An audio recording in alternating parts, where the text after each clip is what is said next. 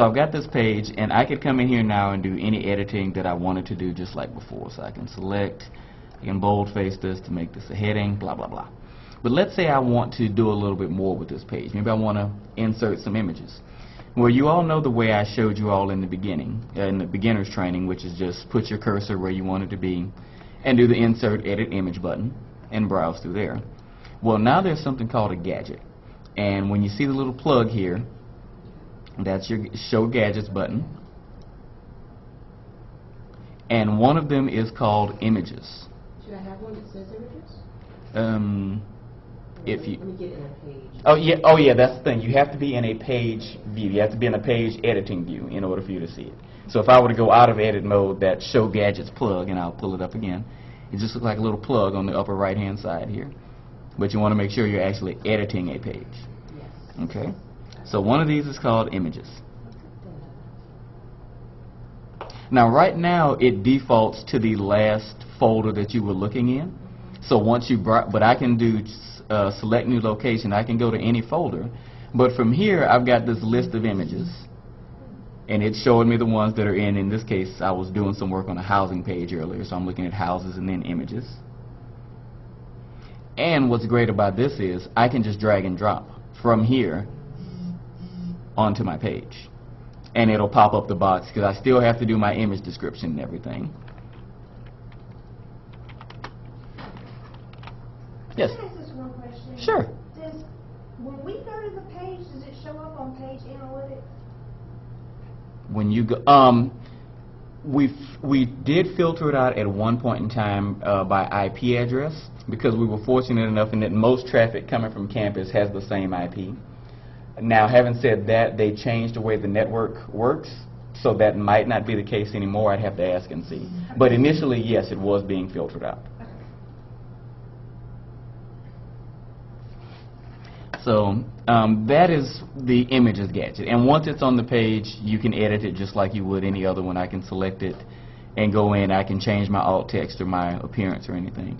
But oh no, I was just going to say, so it's just kind of an additional way. If you're working on a page that has a lot of photos and maybe you kind of want to browse through, the Images gadget is really good for that. Yes? Do we only use images that are in OU Campus? No, you can upload images. I can show you guys how to do that. Let me minimize it. Now to upload images, you'll need to actually go in and do it the old-fashioned way. I say the old-fashioned way, so I'm going to minimize this. So you'll do the Insert Upload Image button here. Okay. And browse. Right. And I always tell people, go into your images folder first. Right. And you should have this upload button here on the top right. Yep. You can save an image. It can be on a thumb drive, a CD, and you can upload them. Now, we talked about this briefly in web governance, and I always try to remind people of this. Resist the urge to just go to Google, type in something on the image search, and then save it and use it. My apologies if anyone in here is trying to become a lawyer, is married to a lawyer, or is related to a lawyer, but I hate lawyers. And even if it's a picture of our campus or someone on our campus, if we didn't take it, it's not our photo. I always use the Augusta Chronicle as an example because I used to work there. They had a really nice picture of the front of campus, the new signs when they were going up. It's our campus, it's their photo. If we were to use that, we would be in copyright violation. We have a Flickr page that has some approved shots. It is by no means a true photo database. I keep hoping one day we will actually have one. If you do see a photo that someone else has taken, get written permission from them, and then it's fine.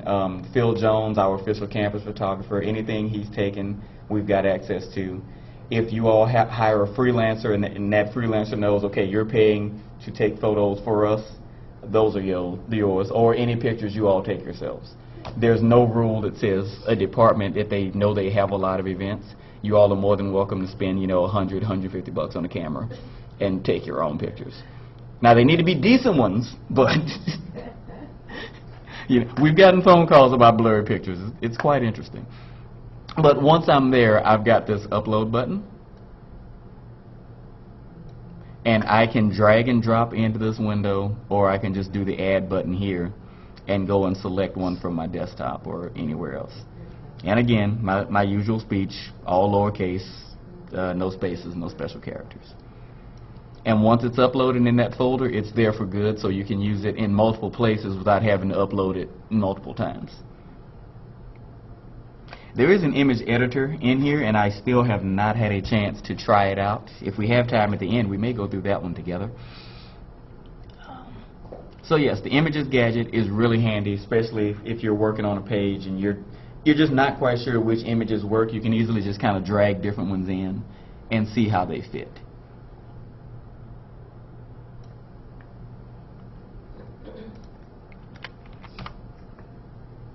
Please don't do what I'm doing, where I'm just typing any kind of old stuff into the image description.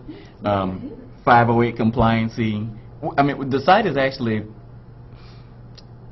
I'd say, probably about 90% compliant now. We're shooting for 100, so it's going to be a much more important things.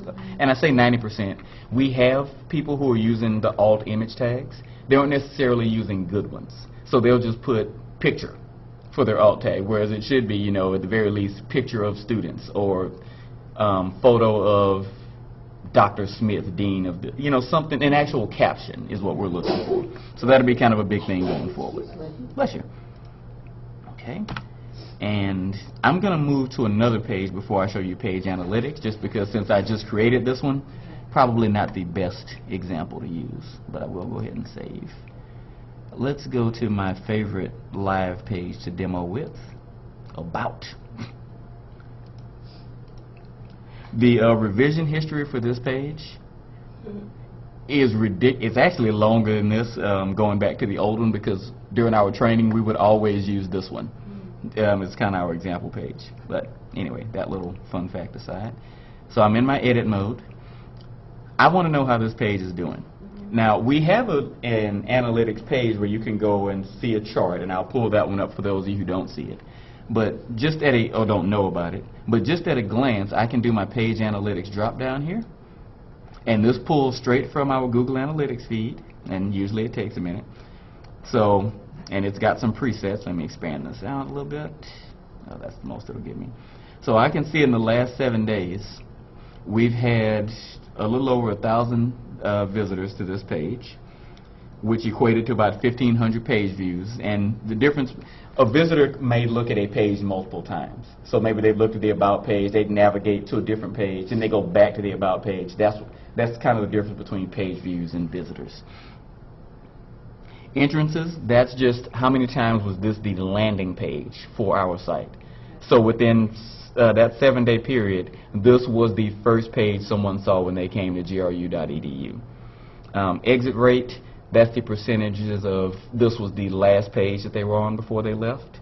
I've got a whole page that describes all of these. And then obviously, you know, average page load time, which is really good, only basically a second for it to load, and average time on page. Average time on page is good because you can look at it and see, okay, they're not spending a lot of time on the About page, which means either the About page is very short, or they get to the About page and they say, okay, this really isn't what I'm looking for, and they move on. When that happens, you may want to kind of look at the page and see. On the About page, maybe when people come to About, maybe they're looking for more facts and figures, as opposed to a long description. What's a good average? And I can go in and I can do a range, so if I want to see how many pages were being looked at over the holidays. If I want to look at some older pages, I can go back and I can say, okay, how many views has this page received in a year? Oh, this page has only been looked at 50 times in a year. Do we really need to have it on the site? Is this a page I need to worry about maintaining? It's those kinds of things. And again, this is pulling straight from Google Analytics, so these are the official numbers. These aren't ones we're just making up.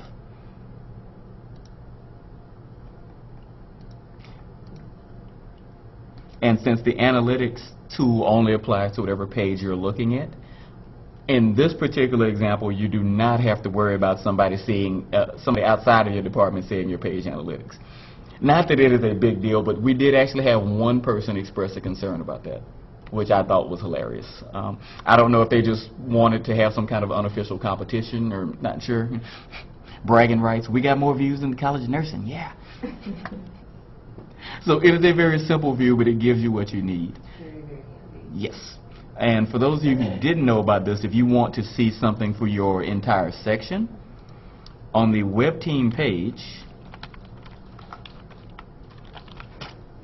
underneath tools, we have one that says analytics. And again, this is also pulling from Google Analytics. So it's the official one, but I can go here and I can select an entire section folder. And this one allows me to even choose which fields I want to see. You left this out of that. We can add, oh, trust me, we don't remember every department. Yeah, send us an email, we'll be happy to add you. But this one is, so this is showing me everything under career services. Yeah.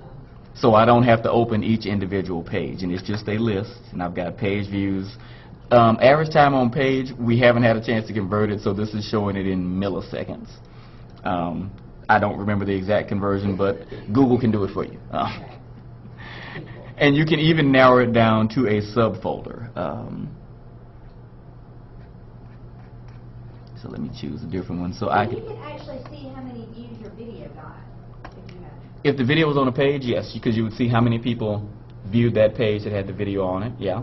And if it's a YouTube video, you'll also see on the YouTube page itself, it'll show you the number of plays that it had. Because they're two different things. Just because they go to the page with the video on it doesn't necessarily mean that they played it, yes. Please, for the love of God and all that is holy or whatever higher power you choose to believe in, do not have a video autoplay when a page loads. That is one of the worst things in the world. It makes me want to kick a kitten every time I see that. My boss made me do it once because somebody with a very important title insisted that it be that way, and I really wanted to cry. I just did, 'cause that hurts my heart. So please, yes, avoid auto-playing videos. But the page gadget, good for looking at an individual page. The analytics tool, if you kind of want to get a look at your area as a whole and see how it's working. So yeah, career services is doing quite well. You get all the people going to your landing page, but then you can kind of see, okay, where are they going after that? Job fairs, Mm-hmm. employment, duh. Yeah, exactly. Exactly. Gotta wait for the job. And so I could do research. Oops, sorry, I got to select one. And I can get even more specific. Uh-oh. Ah, there we go. So I can see all the research, or if I want to narrow it down to a specific folder. So I've got animal. I can say, okay, under research, show me just the animal directory, which is lab animal services, I'm sure. So now I'm just seeing research animal. So again, it lets you drill down a couple of levels. And again, in addition to seeing this is also good for page freshness. That's kind of been a big issue. We recommend that people at least try to update their pages, their main pages, every 6 months. I mean, consider, semesters and all changing out. But you may also want to look at some of these and say, hey, we're getting a lot of traffic to page XYZ. I really should go in and make sure everything is up to date. Just to make sure if people are going here, I want to make sure they're seeing the correct information.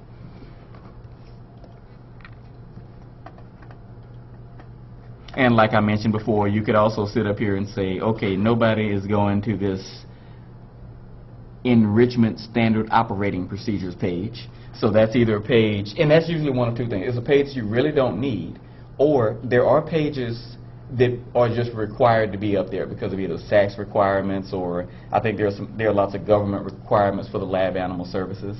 So it may not be a page that is going to get a lot of traffic, but it may be something that's required to be up there. And in that case, yeah, you probably want to leave it.